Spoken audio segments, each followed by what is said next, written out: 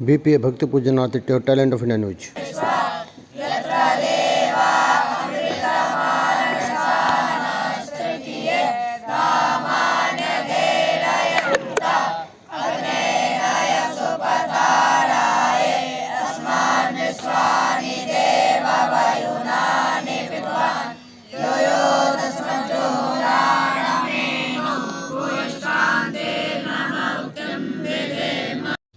गुरुकुल भारत की पारंपरिक आवासीय शिक्षा प्रणाली है जहां छात्र गुरु के साथ रहकर शिक्षा प्राप्त करते थे। जो गुरु का परिवार गुरु व कुल के समान होता था। इसमें वैदिक शिक्षा के साथ व्यवहारिक ज्ञान, अनुशासन और चरित्र निर्माण पर जोर दिया जाता था, जिसमें छात्र स्वयं दिनचर्या के कार्य करते थे और कई विषयों गणित, खगोल विज्ञान, चिकित्सा, दर्शन आदि का अध्ययन करते थे।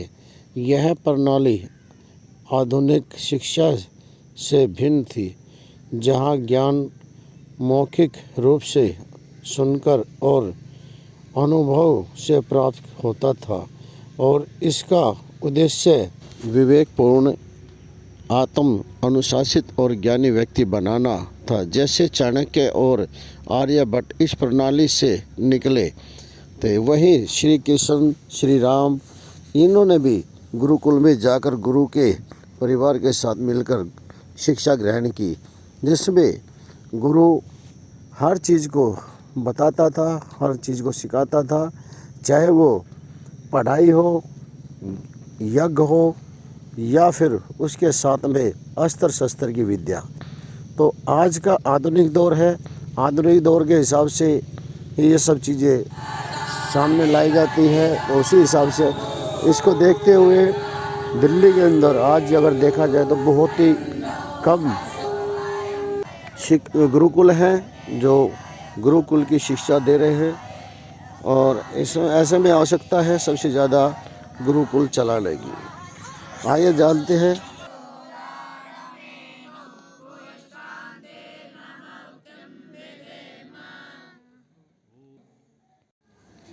नमस्कार दोस्तों, मैं talent of India Rohtas Singh योगी।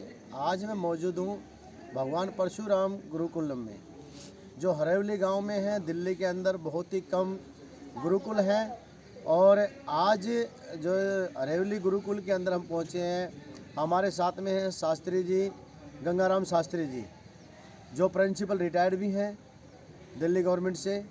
और आज हम बात करेंगे परशुराम जी पर, क्योंकि परशुराम जी के बारे में बताया जाता है कि उन्होंने अपनी माता का शीश उतार दिया था। तो उसी पर बात करेंगे कि क्या ऐसा सत्य है या इसको व्यर्थ किया गया है। तो उस पर हम सबसे पहले तो आपका स्वागत है शास्त्री जी। तो जिस तरह से आप ब्राह्मण समाज से भी हैं और परशुराम जी के जो पिताजी थे, उन्होंने भी जो गुरुकुल चलाया, और उस समय बताते हैं कि माता बच्चों के आचमन के लिए जल लेने के लिए गई थी, जो गुरुकुल में पढ़ते थे। और जब वापसी आई तो बताते हैं कि परशुराम जी ने जो है अपनी माता का शीश उतार दिया था। ऐसा क्या है, क्या सत्य है ये बातें, या क्या कुछ है, थोड़ा सा हमारे दर्शकों को बताएंगे पूरी। योगी जी, आपको और आपके दर्शकों को सादर नमन, ढेर सारी शुभकामनाएं। कुछ भ्रांतियां आरंभ से ही विषय को ना समझने के कारण हुई है। हमारे सप्तऋषियों में कश्यप, अत्रि, भारद्वाज, विश्वामित्र, गौतम, जमदग्नि और वशिष्ठ, ये परंपरा के आचार्य थे, ऋषि थे और युग दृष्टा, मंत्र दृष्टा ऋषि थे, ये त्रिकालदर्शी थे। उस समय हमारे यहाँ परंपरा मातृ प्रधान परंपरा थी। देवी देवताओं के नाम से पहले देवियों का नाम है, उसके बाद देवताओं का नाम है। इसी तरह से ऋषि परंपरा में भी था। तो मातृ प्रधान सत्ता थी और जिस समय ये गंधर्व जो है जल क्रीड़ा कर रहे थे, जल लेने के लिए माता रेणुका गई, वहाँ लेट होगी और वहाँ से आने के बाद अकेले कर रहे थे जल क्रीड़ा? नहीं, उनकी साथ उनकी अप्सराएं थी, तो एक नई और उस वो चीज़ें आदमी की एक वो सुलभ मन का चिंतन होता है देखने का, और उनका भाव जो है दूषित नहीं था, तो उसको देखने में थोड़ा सा समय लग गया और वो वापस आई। तो ऋषि थोड़ा सा इस विषय पर जो है ना, क्योंकि पहले जो झरने थे, नदियाँ थी, वहीं से जल लेकर के आश्रमों में मतलब जो ना उनका प्रयोग होया करता। वहाँ जब वो जल लेकर के आई, लेट होगी तो उसने थोड़ा सा ऋषि क्रोधित हुए, तो बाकी के मौन स्वीकृति बाकी के लोगों की रही, लेकिन भगवान परशुराम जी से जब पूछा गया, उनके पिताजी ने कहा, तो उसने अपनी माँ का विरोध किया। और आज भी हमारे समाज में यदि कोई बात सामाजिक रूप में हो और जैसे 10-5 आदमी बैठे हैं और पुत्र अगर पिता का विरोध करता है, तो आदमी हर एक ये कहेगा भाई अपने पिताजी का सिर उतार दिया इसने। बातों में ना बात नहीं मानेगा तो पुत्र कह देंगे हाँ, यार तूने तो मतलब उसकी बाप को मरा हुआ माँ समझ की लिया। सहमति ना देना या पिता की बात की सहमति ना देना, उसका सिर उतारना है। ये लोकोक्ति है, मुहावरा है, और इसको मूर्त रूप दे दिया। तो फिर अगर मान लिया ये बातें हैं और शास्त्रों के अनुसार ये चीज़ें जो है सामने भी हैं, जी। तो फिर अब तक जितने भी टीवी सीरियल बने हैं जी। उन टीवी सीरियलों के अंदर जो है दिखाया गया है वह भगवान परशुराम जी को अपनी माता का शीश उतारते हुए फरसे से, तो उसमें जो है ब्राह्मण समाज ने उसका विरोध क्यों नहीं किया? ये गलत था, किया जाना चाहिए था। ये हमारी गलती है, हम इसके विरोधी हैं। बिल्कुल ऐसा नहीं था, माँ का सिर नहीं उतारा, बल्कि जो माता और पिता की बात में जिस समय ये बातचीत चल रही थी, पिताजी का पक्ष लिया भगवान परशुराम ने। सिर्फ पिताजी का पक्ष लिया था वो। पिताजी का पक्ष लिया और माँ के पक्ष का विरोध किया। माँ जो समय जो व्यतीत करके आई थी, हाँ। जो समय जो नष्ट किया उन्होंने, उस समय के बारे में सिर्फ उन्होंने विरोध किया था कि आपने गलत चीज में जो अपना जो है समय नष्ट किया है। आपने आप जो है जल लेके आना आपको था। लेट नहीं आना चाहिए था, संध्या वंदन का समय था, सभी विद्यार्थी आचार्य बैठे थे जल के लिए, बस इतना ही था। और माँ का विरोध करने के कारण ये बात होगी कि भाई माँ का सिर उतारा है, जबकि सिर उतारने का अर्थ है अवहेलना करना, बात ना मानना, उपेक्षा करना, उदासीनता प्रकट करना, बहुत सारे अर्थ हैं यहाँ। तो इसमें आप दोषी किसको समझेंगे? क्या उनने फिल्म स्टारों को, उन डायरेक्टरों को, या बोर्ड को, जो फिल्म बोर्ड है, या जो है क्या नाम अपने समाज को जो है, जो इन लोगों ने ये देखते हुए भी आंखें बंद रखी और इसका विरोध नहीं किया?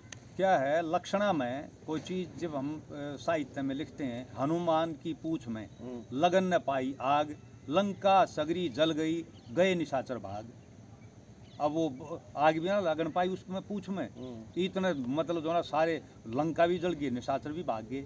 अब ये शब्दों पर हम जाएंगे तो शब्दों के अनुसार क्या है, मतलब हनुमान जी की पूछ में आग लगी नहीं है, आग भी नहीं लगी है, और लंका लंका जल जल गई गई सारी, और निशाचर भी भाग गए।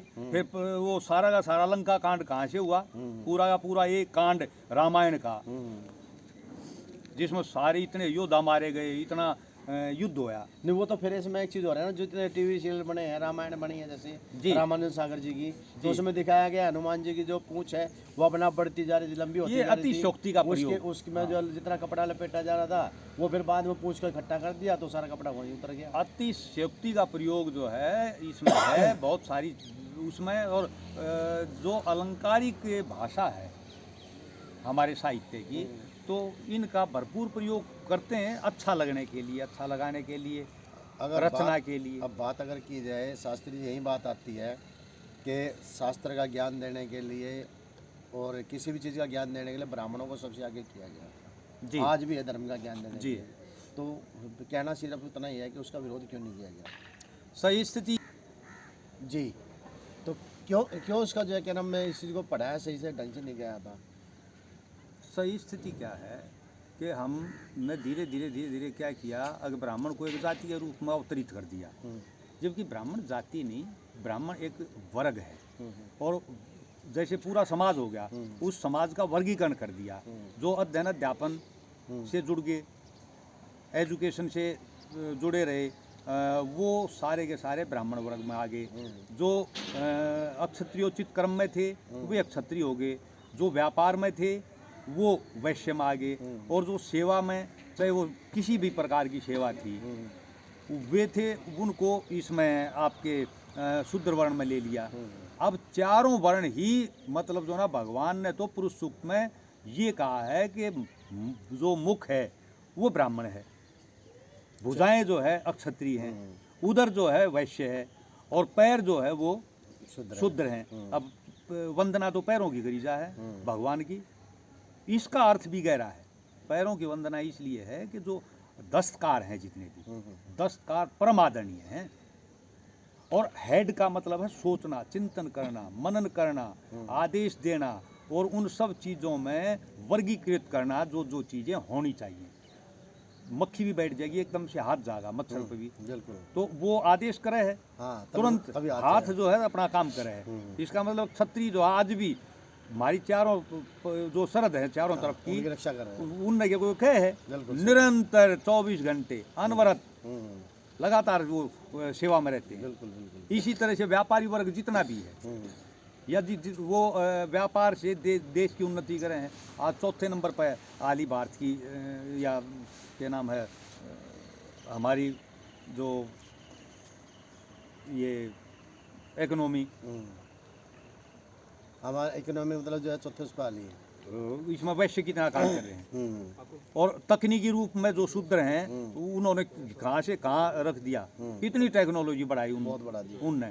साफ सफाई से लेकर बाकी की जितनी भी चीज़ें हैं, तकनीकी जितना भी उद्योग धंधा है, वो सारा का सारा उन्नति की तरफ जा रहा है। तो सारे उस समय थे साफ सुथरी और अच्छी व्यवस्था, जिसने आज भाग कर कोस है मनुवादी आज है मनुवादी परंपरा। तो अगर भाई जो जिसका जन्म ले लिया वो है, उसका बेटा भी वो है, उसका पोता भी वो है, पड़पोता भी। परंपरा में आप ये देख लो कई कई पीढ़ी बीत जाए हैं, लेकिन है वो ज्यों का त्यों। और इसका लाभ भी उस वर्ग में केवल प्रबुद्ध व्यक्ति ले रहे हैं। आज भी रूट में जो बेचारे गरीब हैं, उनको उसका लाभ नहीं मिल रहा। हाँ, जो जिनको जो है पहले मिल चुका लाभ वही लेते जा रहे हैं, वो लगातार उस लाभ से लाभान्वित। मैं अपने गांव से देखता हूँ, मेरे गांव में एक्चुअल में जो लाभ की पात्रता रखते हैं, जिनको मिलना चाहिए, वो आज भी वंचित है और रहेंगे। बिल्कुल ठीक कह रहे हैं, क्योंकि उनकी पहुंच नहीं है वहाँ तक। हाँ, या उन्हें बताने वाला कोई है नहीं, मार्ग दिखाने वाला कोई नहीं है।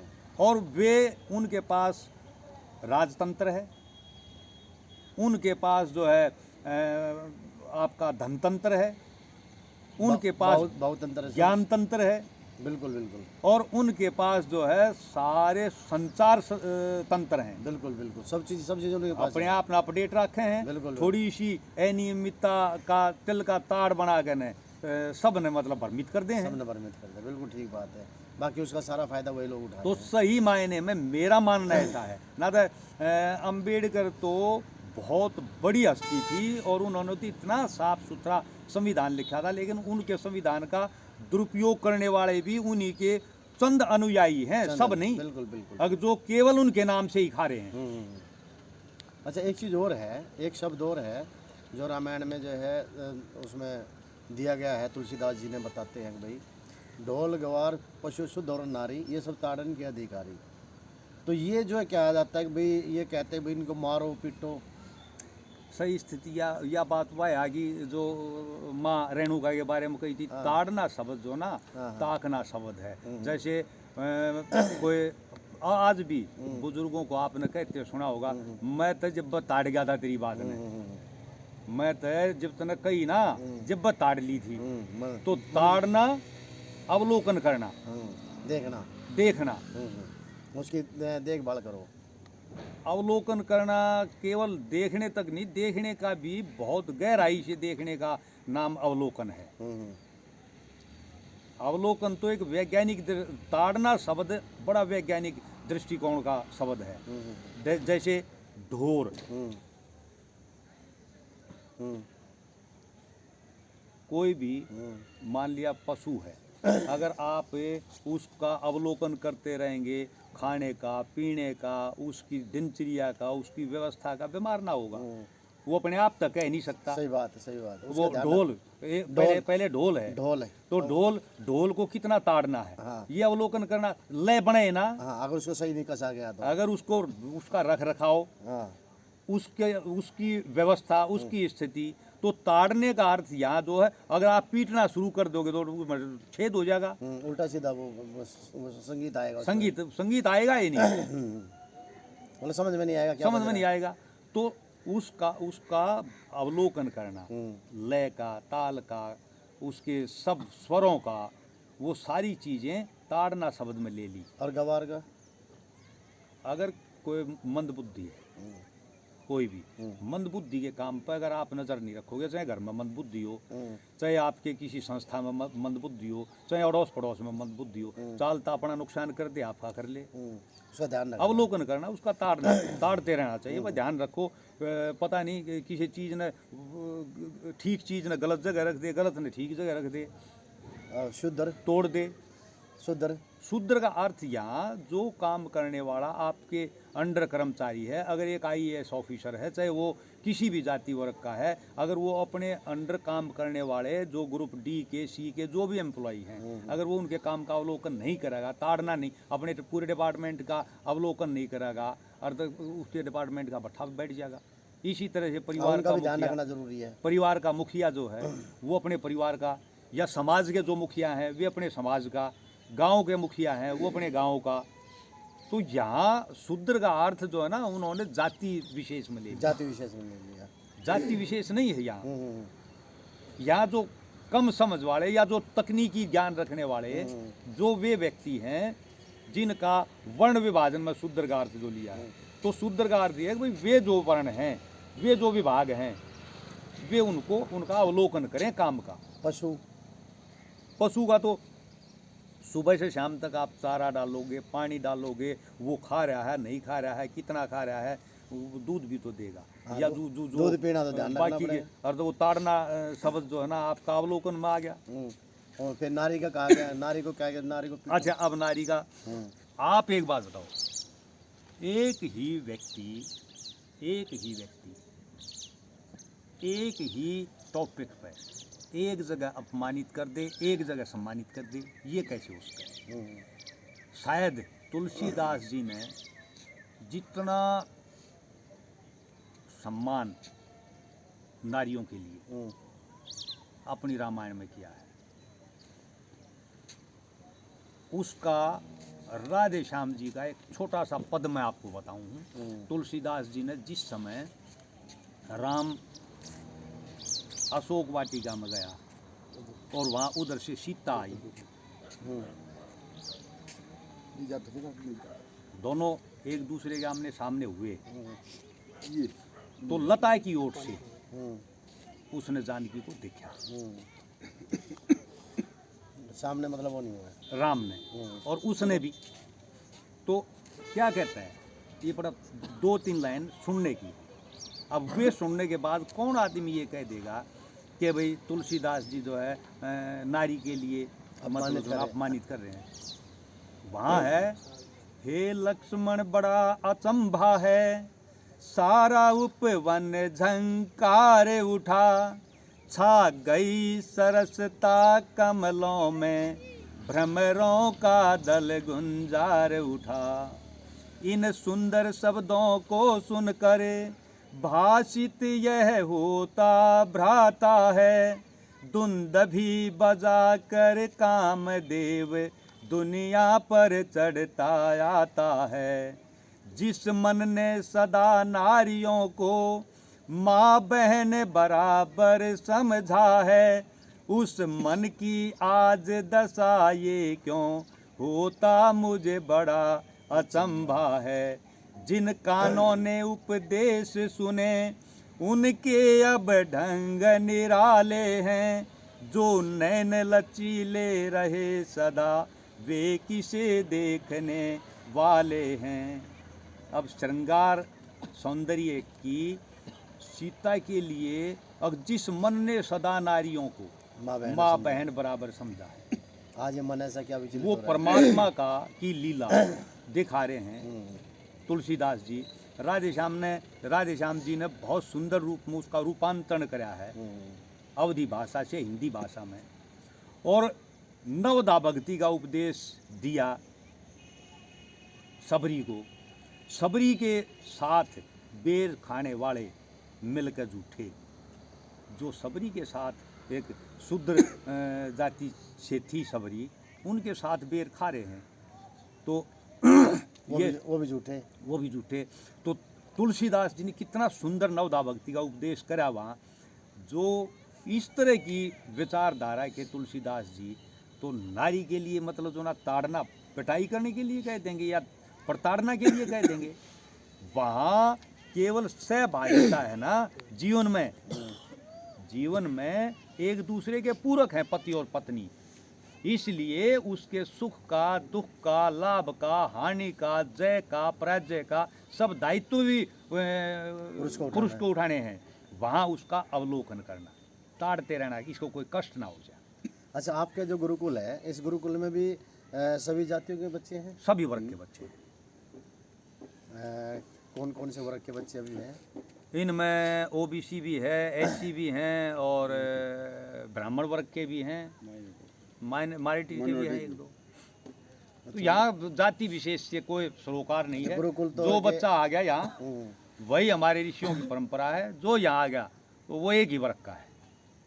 चलिए, अभी बच्चों ने क्या कुछ सीखा, थोड़ा सा हमें उसका एक आध कुछ श्लोकन जो है। हाँ, अभी अवलोकन कराएंगे आपका। दो वेद की अभी आपको दिखाएंगे, सामवेद और यजुर्वेद।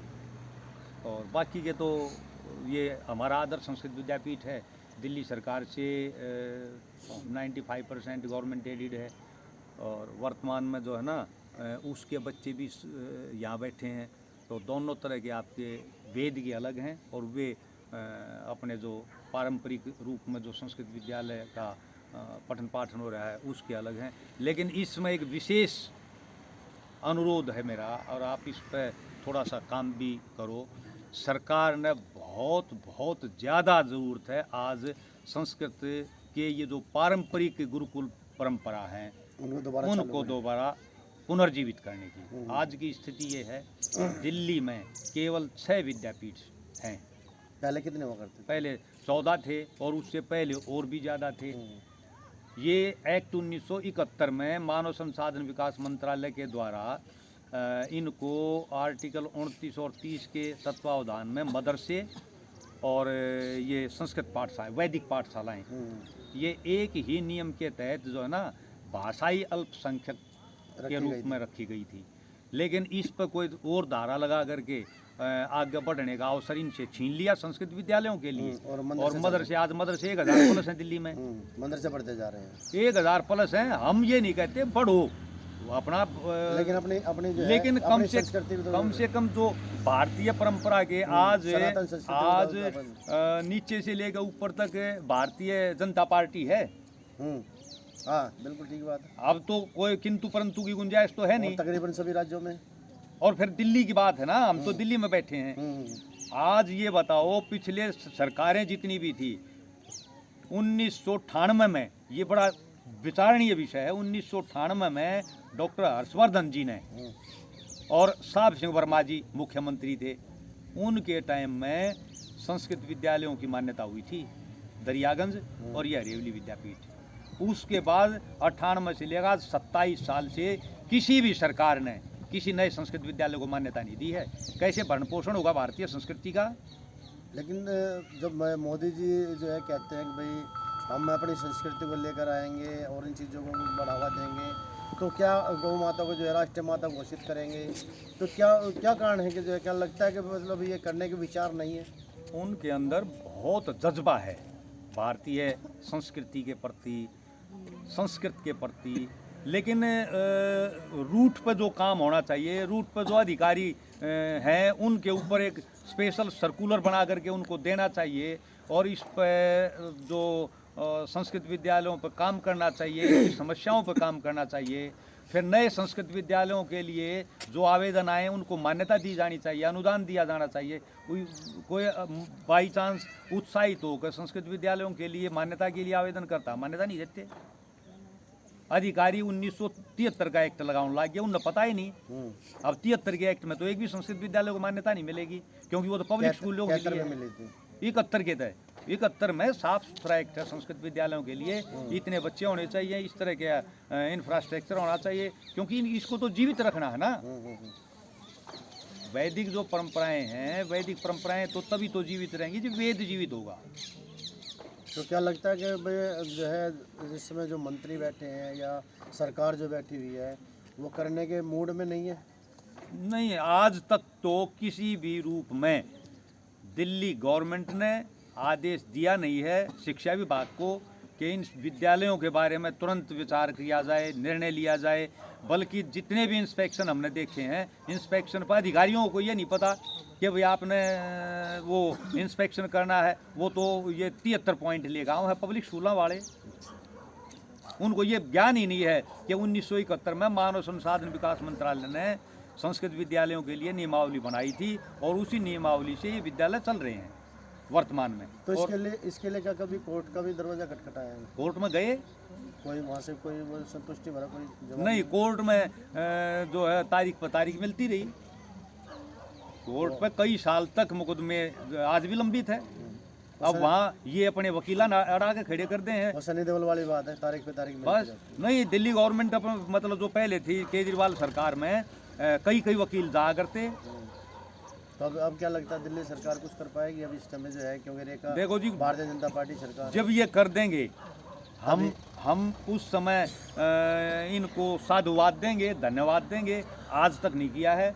और अच्छी बात ये है कि इस मुहिम में विजेंद्र गुप्ता जी भी साथ थे। विजेंद्र गुप्ता जी ने अखबार दिखाऊंगा मैं आपको पुरानी, अध्यक्ष अब आज तो वे विधानसभा के अध्यक्ष, उन्होंने विधानसभा में इस तरह का प्रस्ताव जो है ना लेकर आना चाहिए संस्कृत विद्यालयों के लिए कि भाई जो भी आवेदन करे संस्कृत विद्यालयों के लिए हिम्मत करके आवेदन करे आदमी, क्योंकि संस्कृत विद्यालय में कोई 1 रुपये की बचत नहीं, कोई फायदा नहीं। तो आप कैसे चला रहे हैं? ये तो एक जज्बा है भारतीय संस्कृति के प्रति, अपनी आत्मा। हमने सारी जिंदगी संस्कृत की रोटी खाई है। तो इसमें जो बच्चे आते हैं यहाँ पे आपके पास एक उन बच्चों से कुछ फीस वगैरह नहीं, कोई फीस आपके सामने कोई सारे शुल्क बच्चे नहीं? नहीं निःशुल्क। अगर फीस लेंगे तो ये पब्लिक स्कूल में पढ़ देंगे। इस तरह की स्थिति है ही नहीं पारिवारिक रूप में कि ये फीस दे के पढ़ सके। एक बात। दूसरी स्थिति ये है कि गवर्नमेंट भी इनको किसी भी प्रकार की कोई हेल्प नहीं कर रही, छात्रवृत्ति इनको नहीं दे रही और कोई हेल्प इनकी नहीं कर रही। पुस्तकों की सहायता, वर्दी की सहायता या किसी भी प्रकार का इसके लिए विद्यालय के लिए कोई मदद, बिजली का, पानी का, इंफ्रास्ट्रक्चर का, पर्यावरण के नाम पर, पेड़ पौधों के नाम पर या किसी भी रूप में 1 रुपये की केवल एक टीचर की सैलरी यहाँ दे रहे हैं। और उसको भी कम्प्लीटली मेरे ख्याल से जितने इंस्पेक्शन यहाँ मैंने देखे हैं उतने इंस्पेक्शन नहीं होते। तीसरे दिन कुछ ना कुछ बहाना बना करके मतलब सुना इंस्पेक्शन के बंद करने पे है। आने वाले टाइम में कोई ना कोई अड़चने लाने की कोशिश करते हैं। आने वाले मेरे ख्याल से स्पोर्ट कम कर रहे हैं। 5-7 साल में मेरे सामने 5-7 विद्यालय बंद कर दिए संस्कृत विद्यालयों के। मतलब आपका कहना है कि जो अधिकारी हैं वो कोशिश कर रहे हैं कि कहीं ना कहीं कोई ना कोई बहाना लगा के इन चीज़ों को बंद कर दो। अभी भी इंस्पेक्शन था और उन्होंने कहा कि हम क्यों ना इसको सरकारी में मर्ज कर दें। ऊपर ये छात्रावास है। अभी आप छात्रावास का फोटो और सारी चीज़ें देखो। 1 सप्ताह पहले ऊपर छात्रावास भी नहीं देखा और उसमें ऑब्जेक्शन में लगा दिया कि छात्रावास नहीं है। और छात्रावास अपने पास है, ये रहा, अभी आपको दिखाऊंगा। अच्छा, अगर कोई जैसे मान लिया कि आना चाहे गुरुकुल के अंदर तो कैसे आ सकता है वो? ये इसका ऑनलाइन सारा का सारा कर रखा है। केंद्रीय संस्कृत विश्वविद्यालय से इसकी मान्यता है संस्कृत विद्यालय की, और वेद विद्यालय की जो है महर्षि संदीपनी उज्जैन से है, वेद विद्या प्रतिष्ठान से। तो जो बच्चा 6ठी कक्षा से इसका प्रवेश है उसको प्रथमा की कक्षा हम कहे हैं संस्कृत की भाषा में। तो 6ठी में उस बच्चे का प्रवेश होगा जो वेद लेना चाहेगा, तो एक किसी भी वेद को लेकर के और वो आगे की पढ़ाई अपनी जारी रख सकता है। चलिए, हम कोशिश करेंगे अपने चैनल के माध्यम से हम सरकार को भी बताएं और इसके साथ साथ हम पब्लिक को भी जागरूक करें ताकि वो अपनी संस्कृति को बढ़ाने के लिए अपने बच्चों को, क्योंकि देखिए हम अगर आने वाली पीढ़ी को अगर हम नहीं बता पाएंगे और उन्हें अगर अपनी जो परंपराएं हैं उसके बारे में नहीं बता पाएंगे, वेद शास्त्र के बारे में नहीं बता पाएंगे, तो क्योंकि जो है जितना जो भी कुछ आप देख रहे हैं, जितना विदेशों ने, जो भी अमेरिका ने या किसी भी कंट्री ने जो भी आज हासिल किया है वो हमारे उन्हीं वेदों के जो है ग्रहण लेकर ही उससे जो है आगे बढ़ाकर ही उन्होंने ग्रहण किया है। क्योंकि जब तक्षशिला थी तो वहाँ से वो सारी चीज़ें निकाल कर ले गए थे। और वही चीज़ें होती हैं कि जब तक हम अपने बच्चों को ये चीज़ें नहीं सामने लेकर आएंगे और ये गुरुकुल को अगर हम बढ़ावा नहीं देंगे, तब तक गुरु शिष्य का भी जो है ये परंपराएं बढ़ नहीं पाएंगी, वो अधूरी रह जाएंगी। क्योंकि आज स्कूलों के अंदर गुरु शिष्य नहीं है, टीचर और शिक्षक नहीं है। तो आप सब जो है हमारे चैनल को देखते रहिए और आप कमेंट ज़रूर कीजिए और हम कोशिश करेंगे कि बात सरकार तक पहुंच जाए। बहुत बहुत धन्यवाद आपका।